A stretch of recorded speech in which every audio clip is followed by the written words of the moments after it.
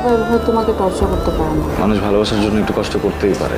ছোট পর্দার জনপ্রিয় অভিনেত্রী তাসনুভা তিশা ও অভিনেতা আরশ খানের মধ্যকার ব্যক্তিগত ও পেশাগত দ্বন্দ্বের খবর শোবিজ অঙ্গনে কারো অজানা নয়। তবে সব তিক্ততা ভুলে আবারও একসঙ্গে পর্দায় ফেরার ইঙ্গিত দিলেন তিশা। সম্প্রতি এক সাক্ষাৎকারে তিনি জানান, আরশের সঙ্গে তার যে মনোমালিন্য ছিল তার অবসান ঘটেছে। সাক্ষাৎকারে তিশা বলেন, আমি দেশের যেখানে যাই না কেন সবাই আরশের কথা জিজ্ঞাসা করে। বর্তমানে আমি কামারপাড়ায় শুটিং করছি, তবে আরশ কোথায় শুটিং করছে তা আমার জানা নেই।